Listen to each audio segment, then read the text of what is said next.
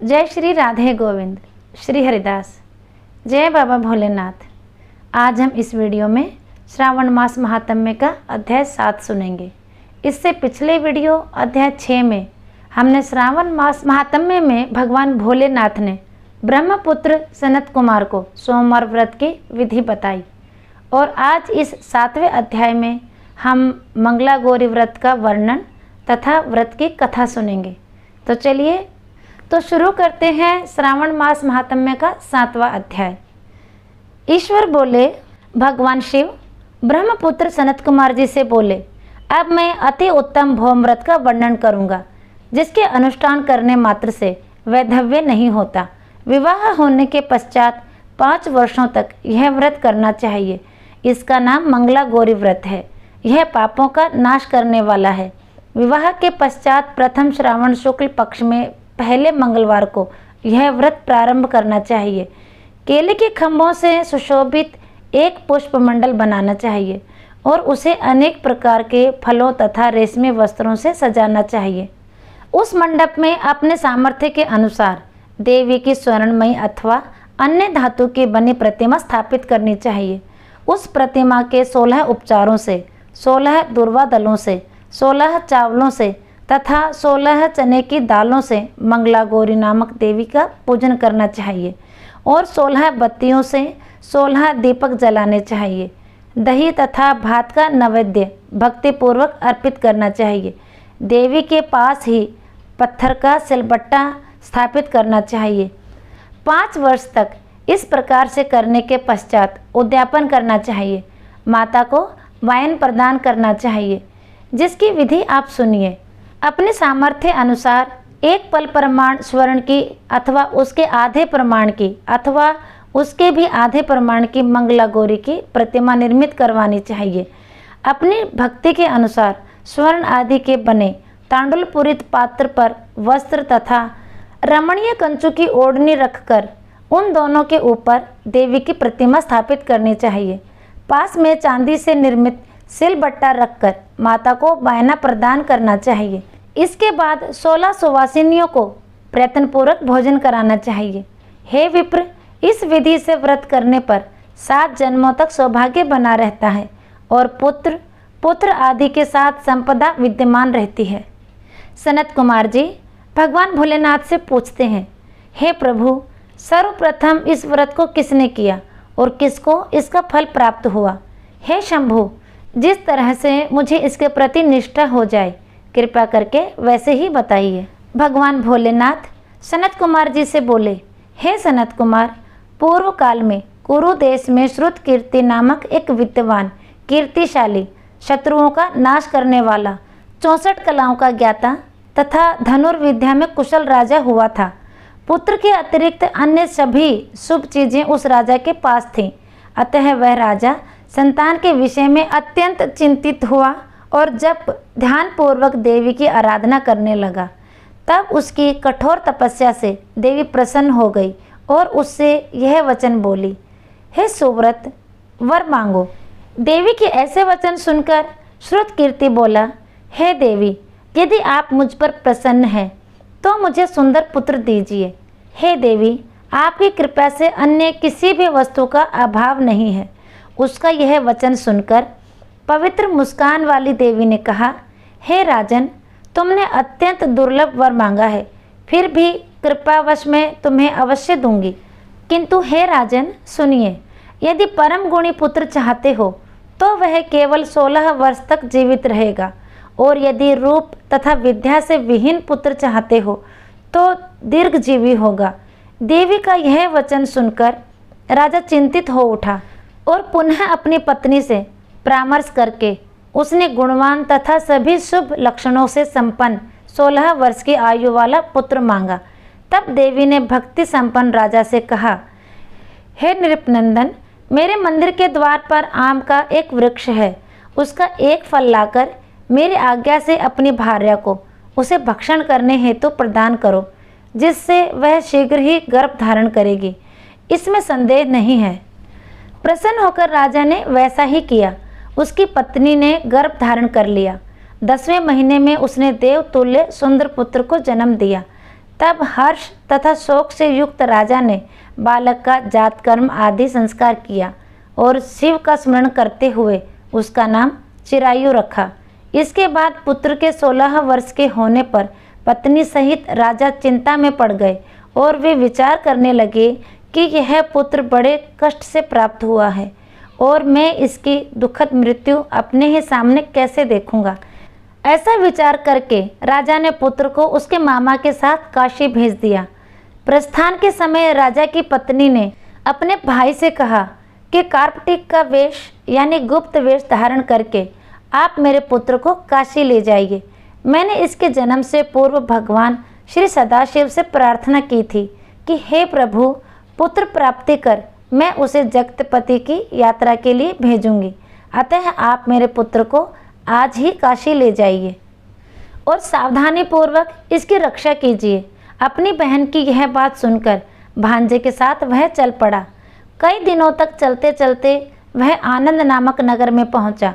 वहां सभी प्रकार की समृद्धियों से संपन्न वीरसेन नाम वाला राजा रहता था। उस राजा की एक सर्वलक्षण संपन्न युवा अवस्था प्राप्त मनोहर तथा रूप लावण्यमयी मंगला गौरी नामक कन्या थी। वह कन्या अपने रूप लावण्य के कारण चारों दिशाओं में प्रसिद्ध थी।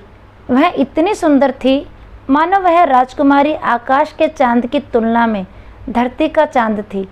जिस समय राजकुमार चिरायु तथा उसका मामा आनंद नगर में शहर से बाहर के शाही बगीचे में पहुँचे, उस समय राजकुमारी मंगला गौरी अपनी सखी सहेलियों के साथ वहीं खेल रही थी।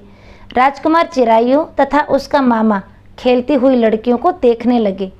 खेलती हुई लड़कियों में से एक ने क्रोध में भरकर राजकुमार को रंडा अपशब्द कहा।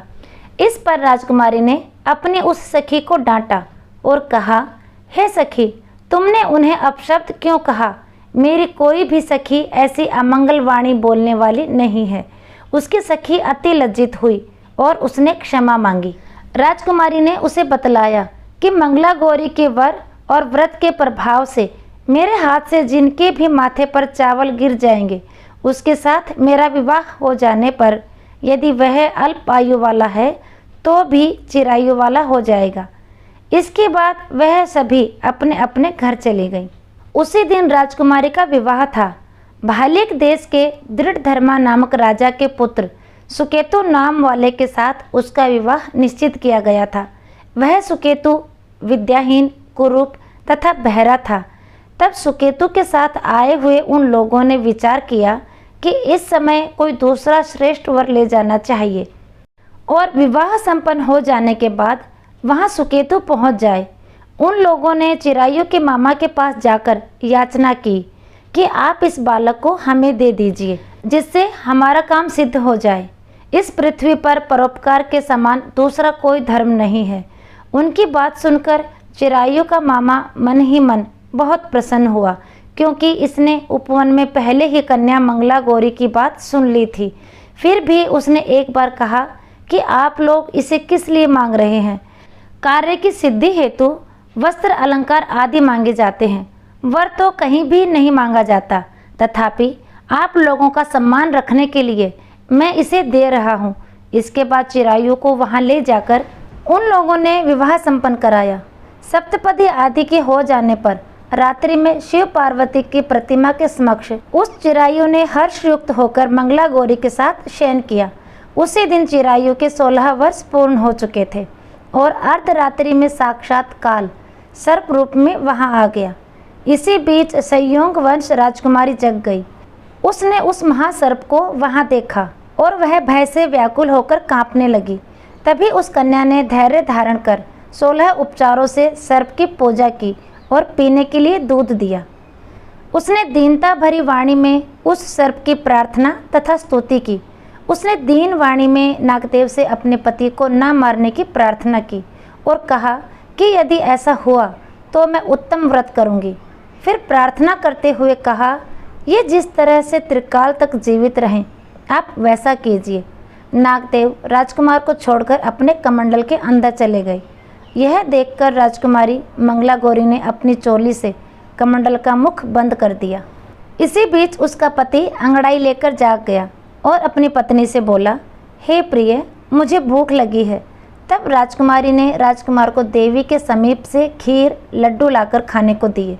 खाते समय उसके हाथ से अंगूठी गिर गई। वह प्रसन्नतापूर्वक पान आदि खाकर पुनः सो गया। इसके बाद मंगला गौरी कमंडलू को फेंकने के लिए जाने लगी। विधि की कैसी गति है कि उस कमंडलू में से बाहर की ओर जगमग करती हुई हार की कांति को देखकर वह आश्चर्यचकित हो गई। घट में स्थित उस हार को उसने अपने कंठ में धारण कर लिया।